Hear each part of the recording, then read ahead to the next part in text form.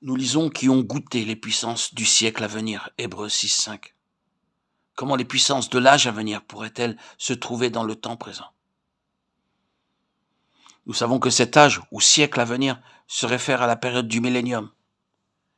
Cependant, l'auteur des Hébreux nous dit que les chrétiens d'aujourd'hui peuvent goûter par avance les puissances qui se manifesteront lors du royaume millénaire. Combien merveilleux sont les faits relatifs au millénium qui sont prophétisés dans l'Écriture, comme par exemple ce merveilleux passage prophétique décrit dans Ésaïe 11, 3, 9. Il respirera la crainte de l'Éternel. Il ne jugera point sur l'apparence. Il ne prononcera point sur un oui-dire. Mais il jugera les pauvres avec équité. Et il prononcera avec droiture sur les malheureux de la terre. Il frappera la terre de sa parole comme d'une verge et du souffle de ses lèvres. Il fera mourir le méchant. La justice sera la ceinture de ses flancs et la fidélité la ceinture de ses reins. Le loup habitera avec l'agneau et la panthère se couchera avec le chevreau. Le veau, le lionceau et le bétail qu'on engraisse seront ensemble et un petit enfant les conduira.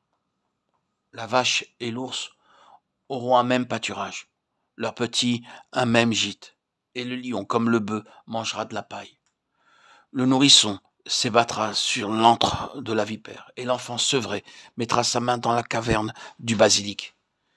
Il ne se fera ni tort ni dommage sur toute ma montagne sainte, car la terre sera remplie de la connaissance de l'Éternel, comme le fond de la mer par les eaux qui le couvrent.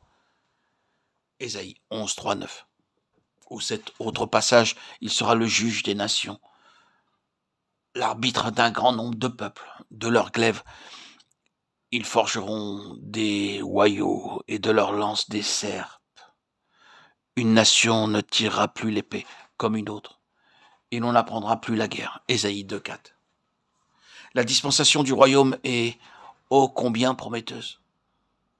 Selon un point de vue humain, nous ne jouirons de ces merveilleuses choses que dans un temps futur.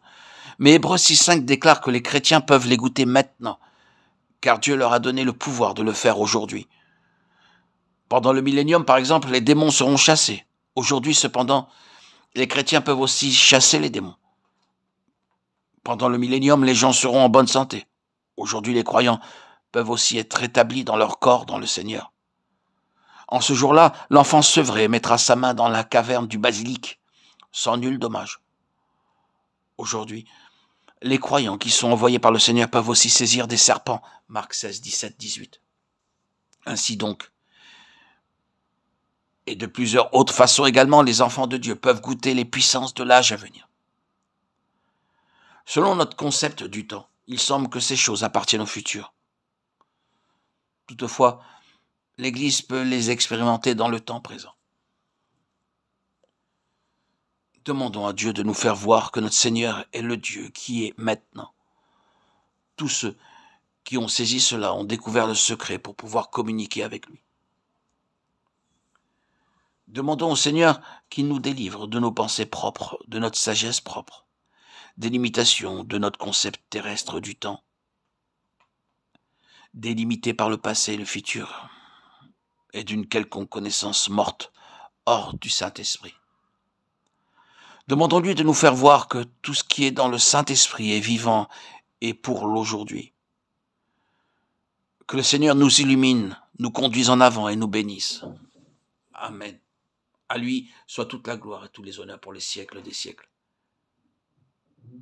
Gloire à Dieu au plus haut des cieux et paix sur la terre aux hommes qu'il aime. Amen. Alléluia. Alléluia.